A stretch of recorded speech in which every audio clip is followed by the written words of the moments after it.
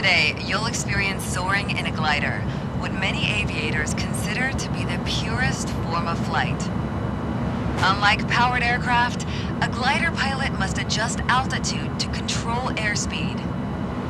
To increase airspeed, push the stick forward. Pulling back on the stick will lower airspeed. Maintaining constant airspeed in a glider requires the pilot to frequently and carefully adjust stick input and elevator trim. Let's see how the glider feels at different airspeeds. With gliders, expect a delay of 1 to 2 seconds from control input to change in speed. At 167 kilometers per hour, pull back gently to maintain speed and trim the elevator so that the glider maintains 167 kilometers per hour without pilot input. Let's increase airspeed to 167 kilometers per hour. Gently push the stick forward to pitch the nose down as you observe the airspeed indicator. Now let's reduce our airspeed. Bring the glider to 102 kilometers per hour. To reduce airspeed, gently lift the nose by pulling back on the stick. You need less input compared to pushing the stick forward. Leading off our airspeed will take a few moments. Once you're at 102 kilometers per hour, maintain that airspeed at first by stick input, and then adjust trim so no input is necessary.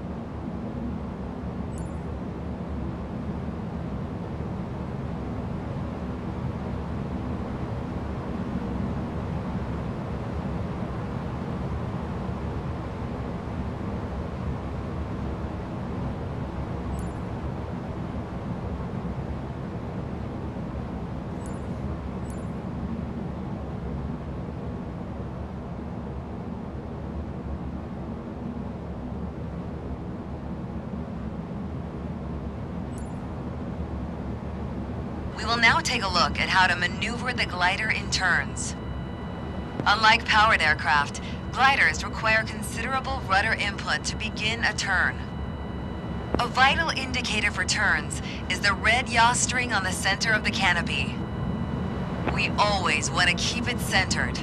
Then we use just the right amount of rudder and ailerons for coordinated flight. To center a deflected string, apply aileron in the same direction or rudder in opposite direction of the deflected string. Let's see what happens to the yaw string if we try to bank the glider without any rudder input. Keep the rudder centered and slowly move the stick to the left, then to the right while observing the yaw string.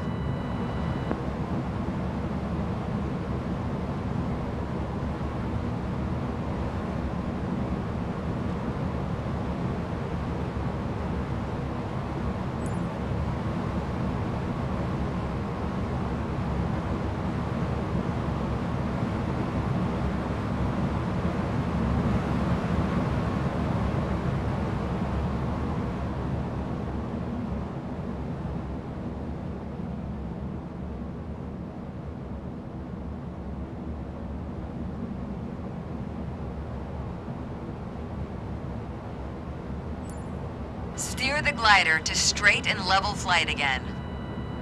Let's see what happens if we use the rudder pedals only. Apply left rudder followed by right rudder without touching the stick. Just like before, watch what happens to the string.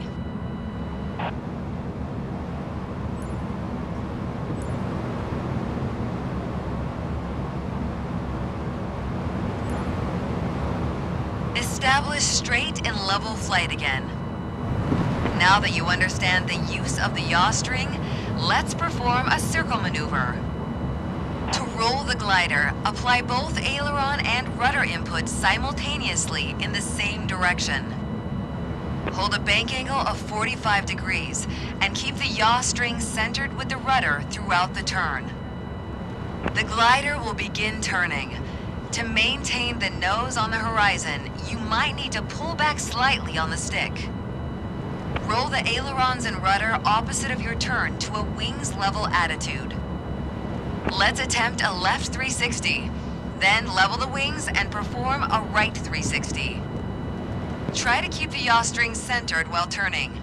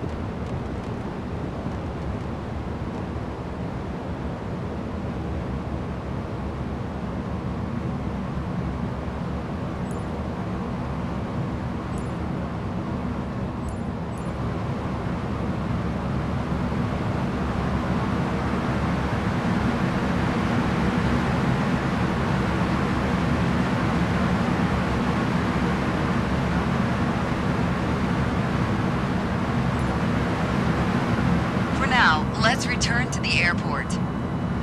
You've covered the basics, and your skills will improve with practice. You've done a great job.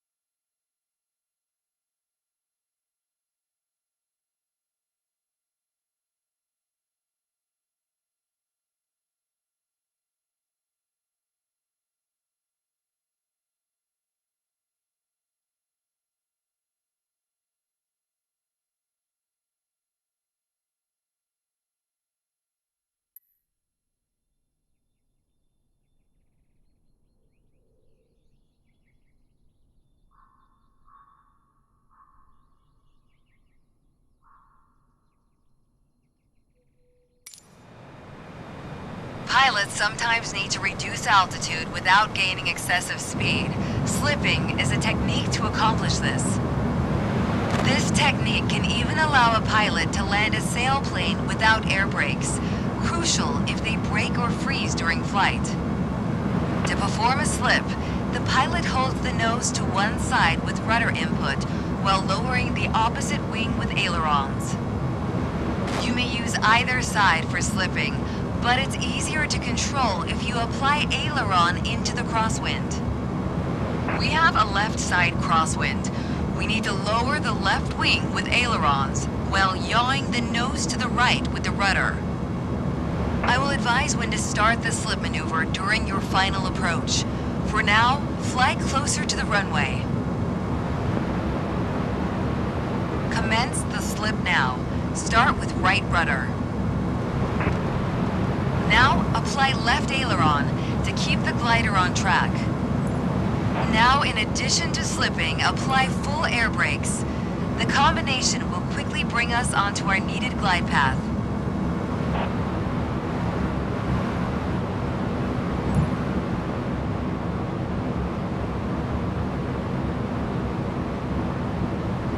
See how quickly we're approaching the normal glide path? Let's leave the slip now. When established, hold the pitch attitude by gently pulling back on the stick. Good job. See how simple and efficient the slip is? Be aware that the glider will tend to speed up during this maneuver.